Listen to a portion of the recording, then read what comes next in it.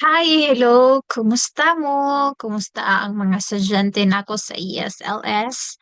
So, I hope that you are okay. You're all fine despite of the many challenges encountered in life.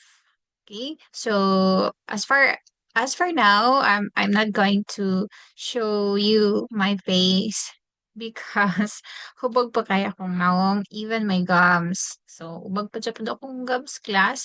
But because I am a teacher, so I have to deliver my lessons with you heartedly. Okay? So my my advice to you is that even if we are not um having our lessons face to face, I hope and I pray that you were going to study still about our topic. So let's start. Okay, so our first lesson. Char, na naman ta karon class sa life science. Okay, we're done about the earth science, 'di ba? Kaya nga ESLS because it is the earth science and life science. So, tapos na po tayo sa earth science. Let's proceed naman. Move on na tayo sa life science. So, the introduction to life science, the evolving concepts of life. Okay. So the following are the specific learning outcomes that you are able to identify organisms and the conditions that enable them to exist, explain evolution of life based on emerging pieces of evidence, and describe classic experiments that model conditions which may have enabled the first life forms to evolve. Okay, so what is life science? Diba? So when we say life science, it is the study of all things that has life. Kaya nga life. So, ang life science, it study all things. Tanan butang nga na ay life, na ay kinabuhi. Living things are also called organisms. Kita, we are also, because we are living things, so we are also called as organisms, the human organisms. Di ba, kanay mo mga tapat imong classmate. Those are the living organisms. Organisms po yan. Life science is also referred to as biology. We will discuss about what living things are and how they survive. So, pag mingon po ta og life science class, it is also called biology. It's the study of living things. So, it helps us, life science, it helps us understand what living things are, how they grow, survive, and interact with their surroundings. So, yan po ang life science. So, as for this, we know that biology is the study of living organisms and their vital processes. So we have here the three branches of biology: the botany, which is the study of plants; the zoology, the study of animals, the zoo, animals; and then microbiology, the scientific study of microorganisms. Microbiology, microorganisms. Okay. Oh, kinsa man ang nagmugot-mugot din ha, natulala, nganong ni siya? Kinsa ni? So, the evolving concept of life, the region of life. Dito tayo sa the region of life. Kabalo ba mo nga, there are many theories about the origin of life. Daghan kay theories class about asa may sinugdanan sa kinabuhi. Some believe that living organisms were put to earth by some divine forces. Others say that life did not originate from Earth but from other planets. Daghan pud kaya ni nila ng mga theories, no? But among scientists, the most accepted theory is that life came from inanimate matter. Lahi ra gid sila. So again, there are several ideas about how life began. Some believe a divine power created life, while others think it came from other planets. Basta na dito de si Cookie. Or, however, Most scientists agree that life started naturally on Earth from non-living materials through chemical processes. Daghan kay silang theory. So the number one theory is that the primordial soup theory. Kung sa may naaani ni primordial soup theory, ano siya out of the several theories regarding the origin of life on Earth, a large section of the scientific community accepts the primordial soup theory. So, what does primordial mean? The literal meaning of primordial is something that has existed since the beginning of time. Primordial. Kung sa din something that has existed since the beginning of time. In this case, primordial soup refers to the primitive water bodies on the earth that were rich in organic matter and from which scientists believe that the first life forms evolved. Also referred to as the primordial broth theory or primitive soup theory. So, unsa din si primordial soup theory? Soup tong masigop hala, sabaw. So, kini si primordial soup theory suggests that life began in the Earth's early oceans, which were filled with simple chemicals. Over time, though, class, these chemicals reacted and formed the first living organisms. Dali, rasa ni si primordial, no? The word primordial, again, kay, existing since the beginning. Dayon. So, the primordial soup refers to the Earth's early mix of water. Di ba kaya pala soup kasi it refers to the Earth's early mix of water, di ba? Soup, sabaw, and organic materials where life is believed to have started. Lahi ra sad ni si primordial soup theory. Ngun siya din the mix of water and organic materials. Pag after niya to ka-mix, the life is believed to have started. And then, ingon si scientists Alexander Oparin and John Haldane independently proposed the primordial soup theory in the 1920s. So sila din hinungdan ani class.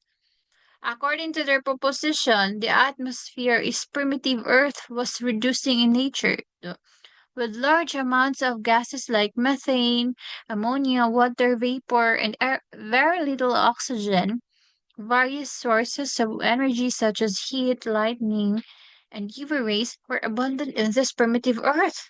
Sa pasabot ana, ang sabi ni Alexander Oparin o ni John Haldane, ingon siya nga ingon diri nga in the 1920s, kining scientist nga si Alexander Oparin and John Haldane suggested that early Earth had a very different atmosphere from today. Lahi ang atmosphere daw before compared today because before it contained gases like methane, ammonia, water vapor, and almost no oxygen daw sa una. Because of this, it was called a reducing atmosphere. Reducing atmosphere. Meaning, it could help form complex molecules. They also said that energy from heat, lightning, and ultraviolet rays help these gases react with each other, eventually creating simple organic compounds, the building blocks of life. So, kani si heat, sa lightning, si UV rays class, o pag pag-react nila together, eventually, ga-create sila og simple organic compounds nga unsa man, the building blocks of life mo pud na munang according ni Alexander Oparin and John Haldane. Nga nagpasiulo aning primordial soup theory. Da powerful kay sila ba? No. So, the classical experiments that lead to the discovery of first life, daghana pud ani. Number one is the electrical discharge experiment.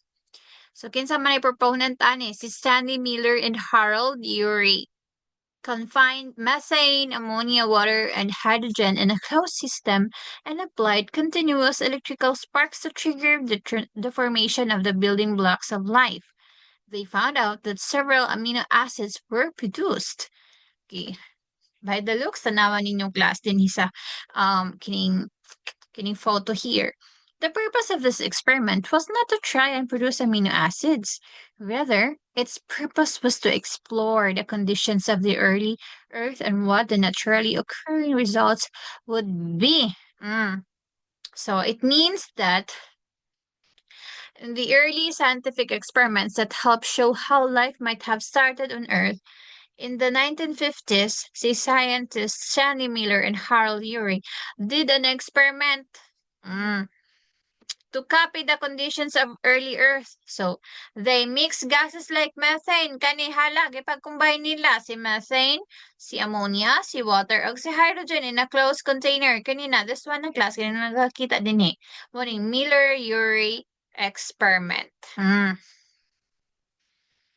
In a closed container, I used electric sparks to act like lightning. So after some time, they found that amino acids, the building blocks of life, had formed.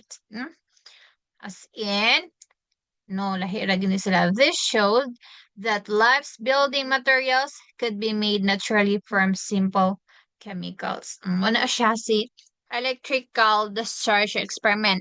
Ang proponent ani si Stanley Miller ug si Harold Urey sa isa ka container gipag-mix to niya kaning si methane, ammonia, water, and hydrogen. And used sa tuwing use electric sparks to act lightning.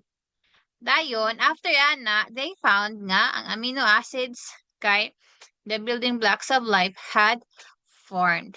The number two is the thermal synthesis. So, din sa thermal synthesis, Sidney Fox. See, so obviously, siya ang proponent, right? Sidney Fox demonstrated in his experiment the origin of life using a specific mixture of pure dry amino acids. Dalhay rasad ni siya. Di po di siya magpapildi kay kuan. Kasi itong isang electrical discharge experiment. Siya po diya kay napod siya mix class, a mixture of pure dry amino acids. And aqueous, di ba, class? Sakit pa kung gamsaan niya. An aqueous solution was formed and cooled into microscopic globules called proteinoid microspheres. An aqueous solution was formed and cooled into microscopic globules called proteinoid microspheres. The globules look like coccoid bacteria and seem to be budding, which is a form of reproduction in some microorganisms. So he claimed that the proteinoid constituted protocells, almost true cells, and multiplied through division like true cells. He believed that these cells were the link between the primordial environment and the true living cells. So, pasimplihan natin. So, kani si C.D. Fox showed how life might have started by heating a mix of amino acids. When this cooled, they formed tiny round structures called proteinoid microspheres. So, katong nabugdawan na niya hanggang pag mix diri naka-form siya ground structures called, ang tawag dahil niya ato kay proteinoid microspheres. So, these microspheres, kining proteinoid microspheres, look like simple bacteria and even seem to divide or bud like real cells. So, si Fox believed these were protocells. So, in simple, cell-like structures that could be bridged between non-living chemicals and the first living cells. Kaniyang thermal synthesis nga pwede daw kuno i-bridge between si non-living chemicals and the first living cells. Lahirap po ni siya iyahan, no? Tandaan niyo yan, si thermal synthesis is Sidney Fox po yan. And then we also have here the protocell experiment. Si Jack, ano yung sa basa ni class? Jack Szostak. Jack Szostak. Thought that the simplest possible living cells are protocells that just required two components to be formed, a nucleic acid genome to transmit the genetic information, and the lipid sac which encapsulated the the genome and let itself grow and divide. Sizostat built lipid sacs made in fatty acids and replicates an RNA molecule that catalyzes its own replication. He suggested that such a test tube evolution was possible. The results suggested that the early forms of life, well, just a single gene, an RNA gene, could have undergone a Darwinian evolution. Sige. Kani bitaw si Jack Szostak, yang the protocell experiment. Nag-believe siya nga the first simple living cells called protocells only needed two main parts. Daw, unsa man to? A nucleic acid to carry genetic information o ang fatty acid membrane. Fatty acid membrane or mo na niyang ginaingon din hinga lipid sac to protect it. Kailangan lang the first simple living cells kay kailangan lang daw siya duha, si nucleic acid o si fatty acid membrane. In his experiment, he made tiny bubbles kini si lipid sac that contained RNA. He found that sacs with more RNA grew and divided faster. This showed that even very simple cell-like structures could grow, copy themselves, and evolve, just like early life might have done on Earth. Una siya si The Protocell Experiment ni Jack Szostak nga ang living cells naalang daw siya duha ka buok nga parts, the nucleic acid or the RNA, and the fatty acid or the fatty acid membrane or si lipid sac. Una siya. And then the divine creation theory. So, 'di ba? And religion, kung sa religion, kini man gyud, the biblical context explaining the origin of life created by the supreme being. The Bible specifically, naku kabalo basa class kay akong gams, Ginoo ko, the Bible specifically the book of Genesis, hala oy Genesis, talks about the divine creation theory. Di ba? Mo ba ni siya no sa Genesis? It is the oldest hypothesis that life came from a divine being as the most accepted belief. The theory suggests, so, di ba, daghan na kayo class, the origin of life katong mga experiments, and then we also have this, the divine creation. So, the theory suggests that the universe created because of God and also the life of the living things seen and unseen. Creationism is a belief that life arose from nothing but the power of God. Everything was made in a 6-day period. So again, the divine creation theory in religion, the divine creation theory says that God created everything. The universe, the earth, and all living and non-living things. Kani siya sa divine creation theory. Dili lang kay living things, but also the non-living things.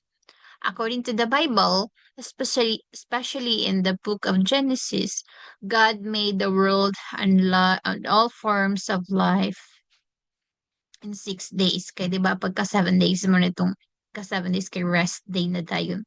This belief called creationism so teaches that life did not come from natural processes but from God's power and will. Upod ni siya sa divine creation theory. And we also have this, the spontaneous generation. Kapalubong mo sa ni spontaneous generation, also known as the abiogenesis. A means not. Bio, life. Genesis, origin. Was the belief that living organisms were produced or generated from non-living sources. Ang mga living organisms daw class kay nagikan siya sa mga non-living sources. Unsa man na? O nga ang example, frogs came from mud. Gikan sa mud. Si mud gani. Basta mga pita-pita, di ba? Or ang mice arose from sweaty clothing. Flies came from decaying meat.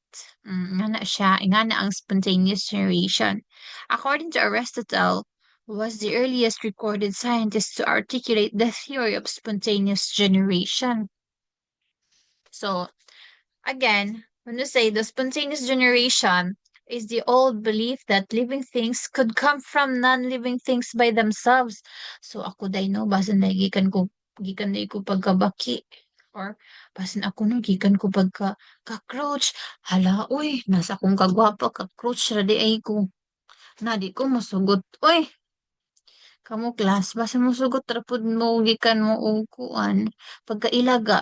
Hala, for example, 'di ba? For example, people once thought that maggots came from rotting meat or mice came from dirty clothes. Agreed. Oh my God. Later, scientists proved this idea was not true. Sa mukha yun ni sila ay pagkakatawa man sa tak. So, mula siya class ng spontaneous generation, kalimtan ng di mo day ng mga bata bitaw, baki, mura kag baki. Ala, pwede po din siya class. O, explain na siya sa spontaneous generation. Pero mo kag ilaga, uy, di ka, anak man siguro kas ilaga. Anak man siguro kas, ala na class. Spontaneous generation na iyang ginagamit. Char. Bitaw, pag maingon ta og spontaneous generation, it's an old idea that says life can appear in its own from things that are not alive. Wala. Class basin ikamuning baki diri class o. Luya pud niya. Pero pretty mo siya nga baki o. Sinaw kayo siya. For example, people long ago believed that worms or insects could suddenly appear from mud or spilled food. Today, we know that living things only came from other living things. So, muna ni siya disapprove sa mga scientists nga. Grabe naman sa nisip, spontaneous generation. Oy, over naman kayo ni. Kita lugar, gikan lugar, tas kuan. Kanang kuto, wala ba sin kuto dito sa una no, ano, lisa. So, nga na ang spontaneous generation. Paano mo ni siya eh? And then, life and its remarkable beginnings. The cyanobacteria are the first photosynthetic organisms to form. Their microfossils are among the easiest to recognize. So, when we say cyanobacteria class, muna siyang were the first living organisms that could make their own food using sunlight, a process called photosynthesis. So, their remains called microfossils kana siya, are easy to identify because they have simple shapes and clear patterns, making them important evidence of early life on Earth. Muna siya. So the first form of life is believed to have appeared some 3.5 billion years ago. The first evidence of life is found on microfossils. So siya klase itong ingon ganina nga microfossils are easy to identify because they have simple shapes and clear patterns. The first, the first evidence of life is found in microfossils. Microfossils are fossils that contain the remains of tiny plants and animals. Kaya nga micro. Micro is, if I am not mistaken, it's -6. Yeah, because -9 is nano. Anyway, micro. Anyway, okay, that's a physics car, not the ESLS. So they're very small and can be measured in millimeters. And some could only be identified under a microscope. Kung gamay ka siya class. And, tanawa ganinin yung class, fossil record of cyanobacteria. Di ba? Kailangan pa mo gamit og microscope para makita nato ang microfossils. Char lang. So, the prokaryotes, okay, the prokaryotes they are known to be the earliest forms of life. They have survived the extreme conditions of the early environment. So, later on, hibalaan nato, unsa man kita? Si prokaryotes ta or si eukaryotes? Char. So, wala siya. The first life on Earth, so again, the first life on Earth is believed to have appeared about 3.5 billion years ago. Ano siya? So scientists found proof of this in microfossils. Mm. Naibalan to nila because sa tabang ng microfossils, which are tiny remains of ancient microorganisms that lived long ago. So these fossils show that life started very early in Earth's history. So again, when we say microfossils, these are the tiny fossils of ancient plants and animals. Tiny, micro, di ba? Micro, hindi natin yan nakikita sa ating mga mata lang. Kailangan po natin ng microscope. So they are so small that they are measured in millimeters or even smaller, and scientists need a microscope to see and study them. Mm. So ito po yung example ng fossil. Fossil record of cyanobacteria. And then the next one, okay. This is the picture of a well-preserved skeletons of nanapuntaning Changmianya Liao Ninggensis. Hoy, ambot sa ni Changmianya Liao Ninggensis. Na, kamo na gid bahala na class. Palisod-lisod pa kayo na siya kasi tanaw ninyo. Pero, it's a basal ornithopod dinosaur actually. Muna siya. Basal ornithopod dinosaur. Muna siya. Tanaw ninyo class. Oh, see that. Sabi ka, master kay sila noon. Enjoy kayo mahimong paleontologist. Sure. So scientists like paleontologists are now advancing to the next level of studying and discovery since many modern devices are now available to conduct experiments. Perfect. Naghanap ito kayo karon mga modern devices class nga easy na lang nila nga mabasa. Or mabalaan to conduct experiments and research on how we can trace the origin and emergence of different organisms. So the study of fossils or paleontology. So the study of fossils class kay mo na silang paleontology.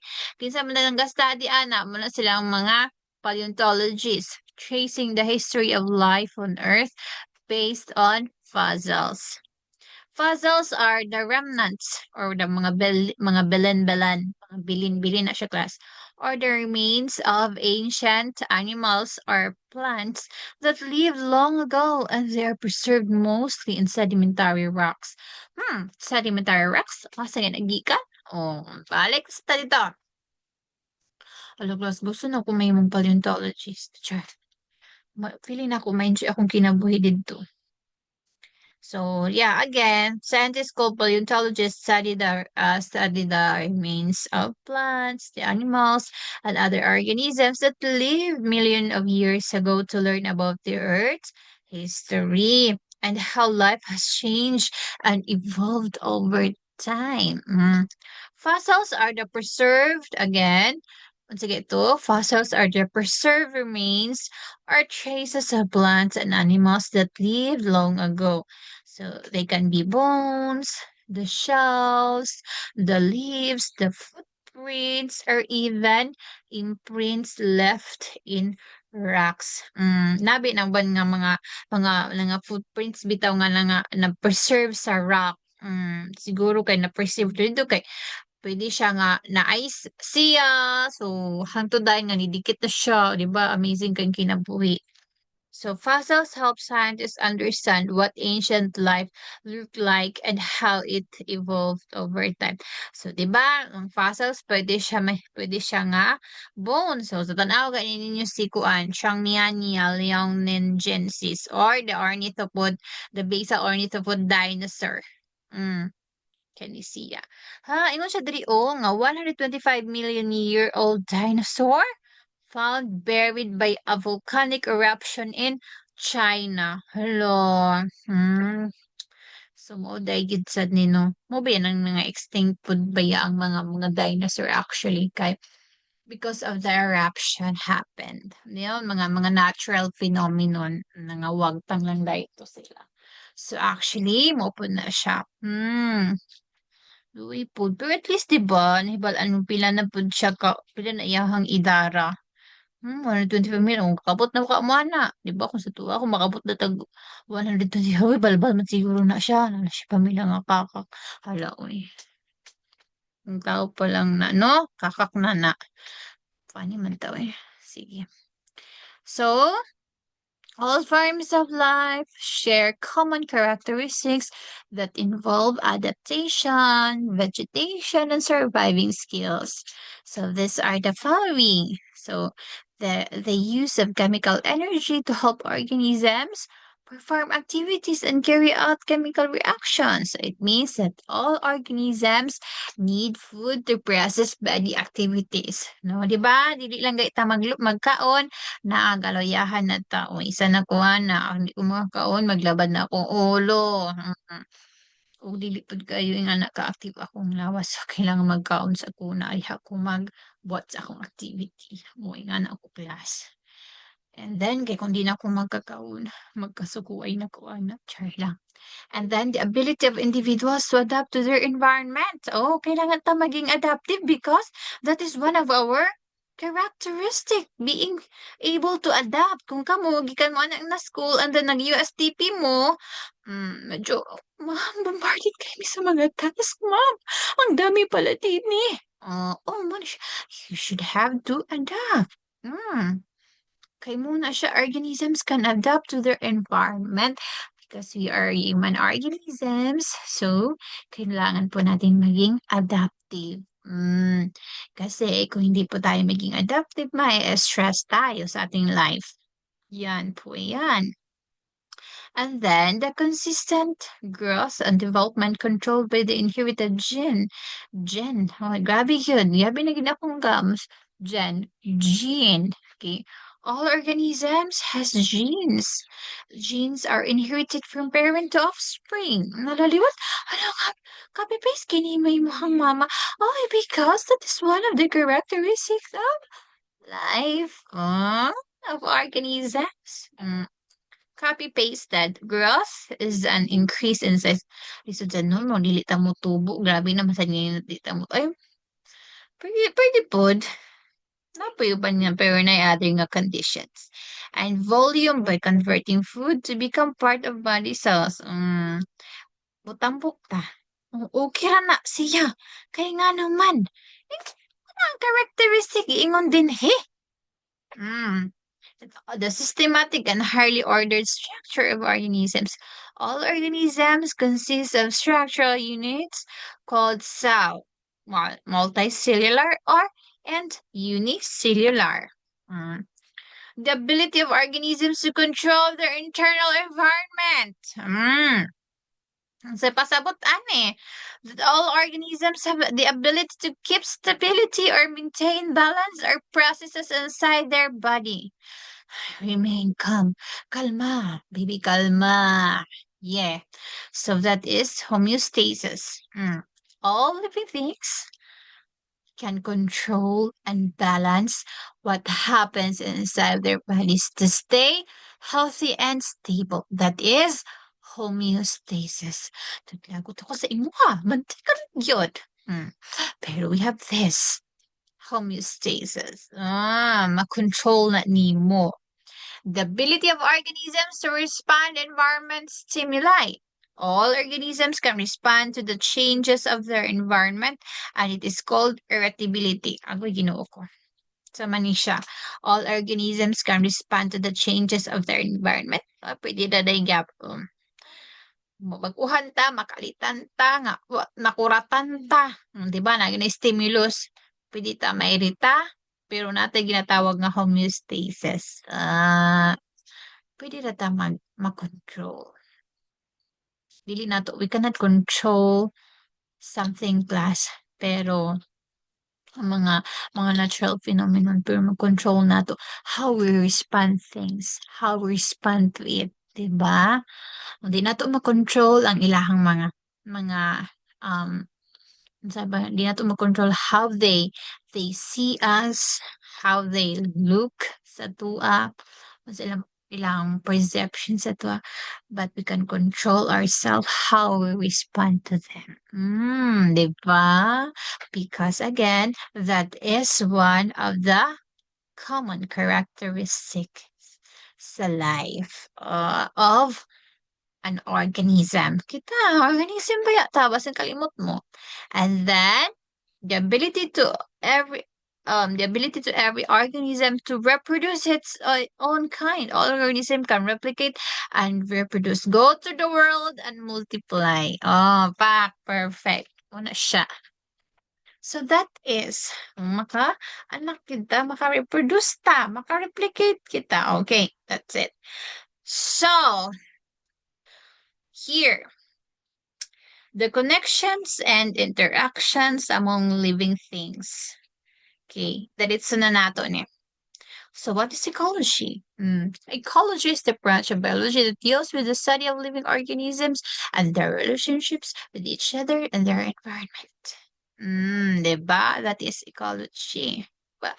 Ang nagkalain-lain man ang nagpuyo, pero, unsa man, sabi pasabot anak, their relationship with each other and their environment. Tanaw, good ninyo class o nasa picture.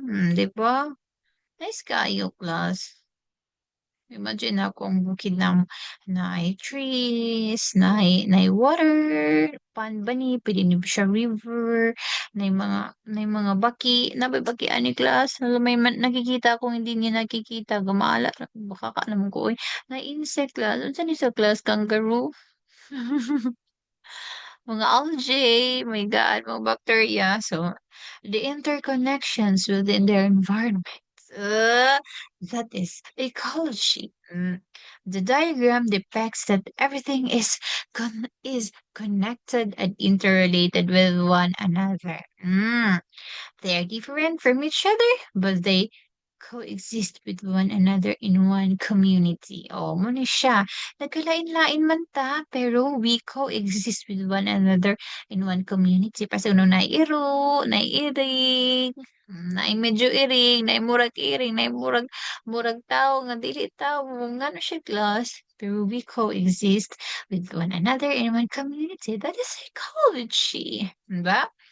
The unifying themes of life give us an idea of how each of these themes contributes to the connection and interaction of living organisms and their environment. The unifying themes, oy, kanindot pa may noun. The unity of life give us an idea how each of these themes contributes to the connection and interaction of living organisms and their environment.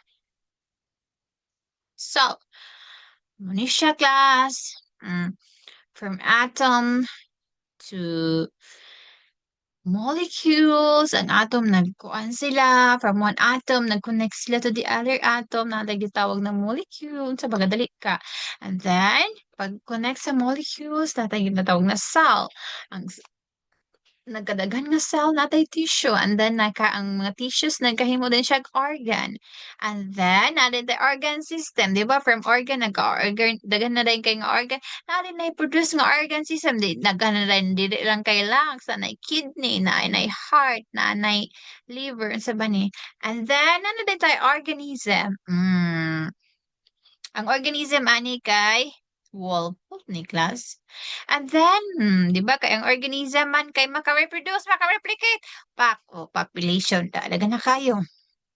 And then, ato din kinay community, ecosystem, and then we are the world, we are the children, and then the biosphere, di ba? Ano siya class? The levels of organization. Ano siya? So, what is the level of organization? The cells are considered as the basic unit of life, meaning all living organisms are made up of cells. When cells come together, they form tissues. And a group of tissues that perform the same functions form the organs. Organs. Ano rin na siya? Tanawan ninyo. And then, a group of organs that work together. Di ba? Kailangan daghan, di lang isa. Works together, form the different organ systems. An organism consists of many organ systems but functions as one individual. Mo na siya si organism. Yan po yan ang levels of organization. From cells, cells. Pagkahuman sa cells, na tawag when cells come together, that is the tissues. Then, kung ang tissues mag-work together, natin tawag na organ. Kung ang organ mag-work together, we have this, the organ system. And finally, when the organ system work together, organism. Na ano dayon, ni gawas na ang gihulat nga organism. Char lang. Plus, ang sakit kayo niya akong gums, ha? Dili lang halata. Char lang. And here, the biological systems. A system consists of related parts that interact with each other to form a whole. It has different parts, but each plays a significant role for the whole to function as one. Without the help from each other, it cannot fully perform its function. Bubito na class nga, no? We have to take good care of our health, of our organs, of our organ system. Kaya ano class, kung ang isa bito na class kay magara, mag-dysfunction. Kaya apektado ba kitang tanan? Di ba muna siya ang ginalasan ako sa inyohan, ang system. Pag ang isa gani di magbinuang ng nag nagpa nagpakulang-kulang na nagi problema may tawo ana. So mo na siya class. Wala gud gyapon na og kita biological systems nato. System of the body, tanawan ninyo. Natay musculoskeletal, digestive, circulatory, respiratory, nervous, sensory, reproductive, lymphatic, integumentary, endocrine. Try lang. Paspasa lang ako to class ha. Tapos organs in the body, example, kung muscular, the muscle, the bones, the digestive, stomach, liver, intestine, pancreas. Diba? Kanis sila tayo class, importante kayo na class. Data sensory, diba? The eyes, ears, nose, skin. Diba? Kung 'Di ba? Example, kung ang ears nimo mag-dysfunction, hala, oh my God, dili na ako maduggan yang giingon sa ako, Sa may mahitabo sa imo, ma-frustrate kita, ma-frustrate ta oy. Kay imbis kay gi-chika na niya nga ang answer sa number one kay letter B, daw B kay imong pagdungog sa B kay seaman, daw B, unsay mahitabo, 'di ba? Hmm, reproductive, kaning mga testes, kaninong mga penis din ha. Mga ovaries, uterus, vagina, mga kababaihan, vulva. 'Di ba? To produce and feed yang, 'di ba? Labi kung wala mo ingani, kuha kay penis, kuha kay vagina, hala na. Hoy, this is biology ha. Mupag-char din ha. 'Di ba? So, ano siya class? Ay, naku Lord, char lang. So, munang we have to take good care, yun, no? Kay pag ang isa dili magtarong na apektado ang tanan. Apektado gid ta no? Forms and functions. Kadagan pa kay ani mga tiil oy. Ay tiil ni siya class. Tiil ni kamot. Sorry. Forms and functions, di ba? The function of an organism or a part of an organism greatly depends on its form and structure. It is related to how it works. Di ba? Nganong na kay kamot. Para unsaon na ang kamot. So, ang mga kamot boys, girls, ang kamot para ihawid. Unsay hawiran? Ang kamot sa babae. Para na holding hands. Char lang. An example of this is the webbed foot of a duck, which helps the duck swim and search for their food underwater. Other birds have different structures of feet used for perching and grasping food. Diba? Sama man nato ng food, diba? Para Unsa man 'tong food, unsa man 'to 'tong hand, oh, 'di ba? Without our hand, kakaon ka. Oh, 'di ba na siya form sa man nato 'tong tiil para lakaw. Para mangitag kwarta, para makaadtog eskwelahan. Mao siya. The reproduction and inheritance. Dinhi ta. Reproduction ensures the survival of species. All living organisms reproduce either through asexual or sexual reproduction. In asexual reproduction, the offspring inherits the genes from a single parent. However, in sexual reproduction, the offspring inherit the genes from two individual parents. Some examples of organisms that undergo asexual reproduction include earthworms, hydra, sweet potatoes, and bacteria. Class, ang mga asexual reproduction, dili ni siya di ta pilhaning class, ha? Dili ba ta bacteria? Ang asexual reproduction, it happens when an organism makes a new individual by itself without a partner. Dili na nila kailangan og partner para maka-produce o para maka-replicate, para maka-go to the world and multiply. No, ang asexual reproduction, kaya na nako ni, I don't need your help. I don't need you. Okay? I can provide my own genes without you, Char. Yan ang sexual reproduction class. So, the offspring gets all its genes from one parent. So, it looks almost exactly like the parent. Ano yung sa asexual reproduction? Halusa na yun. So, it can happen in different ways. Pwede siya, kanawin sa asexual reproduction, pwede siya through budding. Diba? Dili budding. Through budding. Diba? Budding. A small part grows from the parent. Small part na ini kuan dito sa pwede ba sa iyang tail, pwede ba sa iyang ulo na ini grow something like in hydra, or pwede po siya through fission. Sabi na sa fission, the organism splits into two. Like in bacteria. Di ba kamantay mo ng bacteria? Split lang siya iyaha. Mo ng asexual reproduction. And then the vegetative reproduction. Oh, 'di ba? Ang sweet potatoes. Oh, giunsa man na niya. Wala isa naman akong gitanom. Ano man yung paggawas niya kay hala daghan na kaayo na mo ng 20. Oh, because that is the vegetative reproduction. Asexual reproduction po iyan. No, take note that the new plants grow from parts like its roots, the stems, or leaves like in sweet potatoes. Di ba? Asexual reproduction. I don't need you. Pwede na ako ra. Char lang. So, nga na si asexual reproduction. Sa sexual reproduction, oh my God, class, obvious naman yun, no? Sa ato, kailangan babae o lalaki para maka-create o new pattern. So, the energy and life.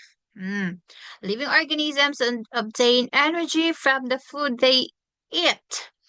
Uy, lisod dyan, no? Mga on yun dyan siguro tayo at makauna-una utarong kay wa gid energy ana mo na ba na carbohydrates is the main source of energy. Oh, but plants undergo photosynthesis where they convert the energy from the sun into sugar. Since most of the animals cannot produce their own energy, so they get the energy from the consumption and assimilation of the biomass of plants and other animals. So, in simple, living things need energy to live and grow. Plants make their own food through photosynthesis, no? Using sunlight to create sugar for energy. So, kailangan sa mga plants, makamake man silang own food nila through photosynthesis and ginagamit nila ang sunlight para create og sugar, and that sugar to convert energy mo bito na class nga kay we need sugar, no? Di pa nato too much sugar kay naoy mga unsa mga diabetic masatana kay nga no bitaw class, for example kung mag-study ta, our brain needs sugar. So sabay ng pangalan ana, mani mo gina mga mani, mga sa ba chocolates, And then magkaon pud mo dayto class og itlog. Oh, ang itlog class makakuan gyud siya makatabang siya sa imuha. Manang pag magting exam class ang pagkaon amo itlog. Balo ninyo per may itlog ka okay ra na makabarit na. Sure. Pero sobra sa itlog class. Uy, bawa na sa kitong ututan na. And then animals on the other hand cannot make their own food. So they get energy by eating plants or other animals. Ang mga animals, on the other hand, dili man gid makamig sa own nila na food. So muna, kailangan nila mukaon og plants. For example, sa baka. Unsa may ibahog sa baka sa mga class bitaw sa una way back kanang elementary 4 ug high school. Itigway naman ng baka class. Di na matigway ang baka class na labayon yun miyuta sa among papa. Ako papa, di ba isog yung papa class. Hoy, deglay. Ako papa class. Hoy, deglay. Ipakaon sa na ang ang baka dito sa kilid kay man man gidaro class man minamugas og mais. Moto siya class. Pakaon kay nga naman. Kung di sila magkaon og mas magluyakan sa na. Uminom na tubig or other animals. Ganun. Okay. So we have also this metabolism. Mm.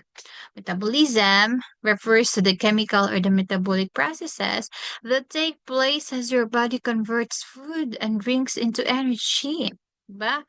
So it's a complex process that combine calories and oxygen to create and release energy.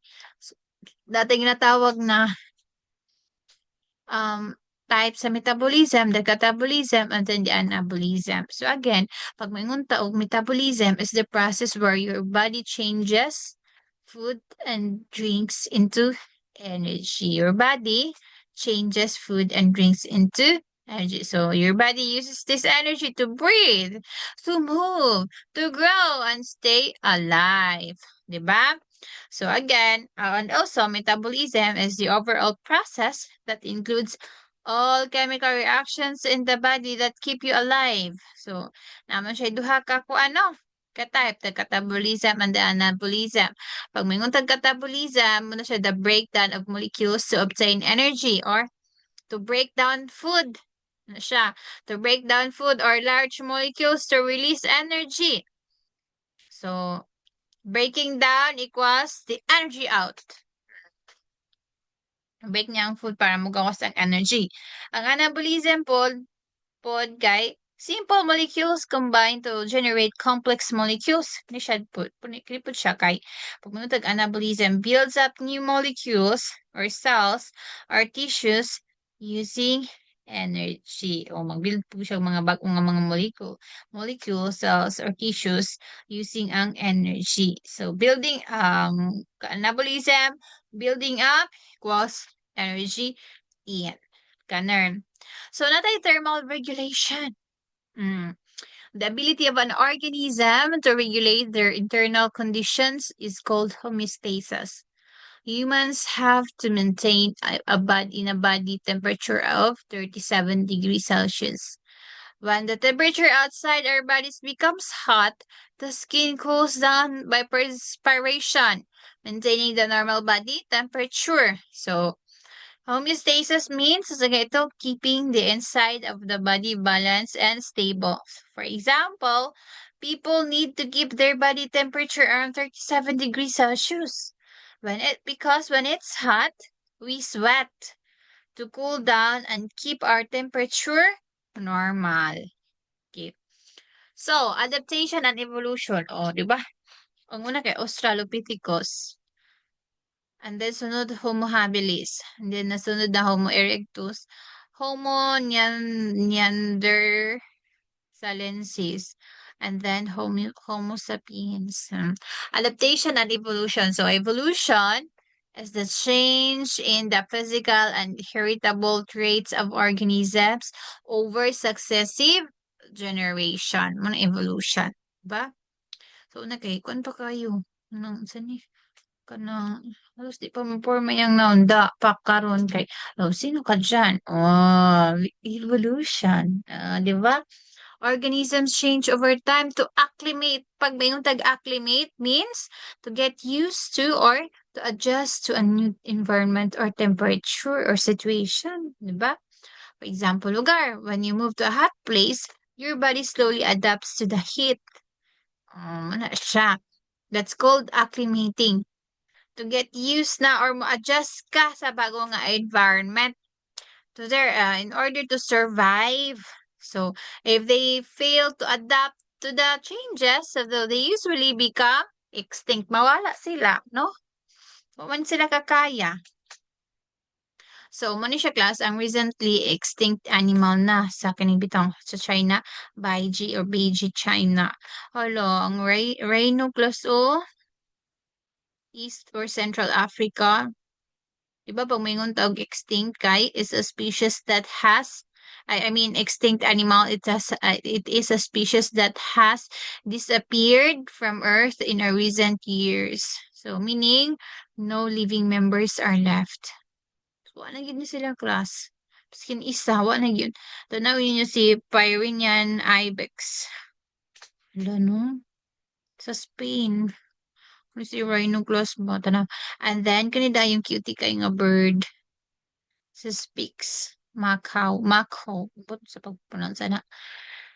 So, the unifying themes of life give us an idea of how each of these themes contributes to the connection and interaction of living organisms and their environment.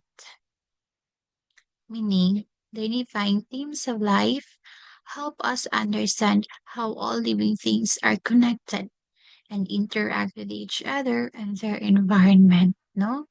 So they show that every organism, big or small, plays a role in maintaining balance in nature. Diba? Mapalain-lain man na siyang mga living organism, mapagamay or mapasmall, that organism plays a role in maintaining balance in nature. Diba? So in life, maybe ingon ta wala naman siguro ko'y pulos dinhi sa kinabuhi, dinhi sa kalibutan. Char, gilak-gilak na dahil tanong. But no, di ba? Unsa ingon sa science, sa life science, that every organism, mapagamay man ka, mapadago ka, na kay role dinhi sa kalibutan. The perfect. And you have an activity that you are going to pass during our face-to-face session. Again, during our face-to-face session, in a one whole sheet of paper, yellow paper. Don't forget, answer the question based on your learning. Be brief and concise. From the 7 unifying themes of life, choose the top 3 which you consider as the most important and explain why. Okay, I hope that you've learned something today. Thank you so much for listening. Thank you so much, class. So, mutot siya tong assignment, class, ha? When we go back sa tong face-to-face, you're going to pass this. And don't forget to study this one because mag-long quiz tayo. Thank you!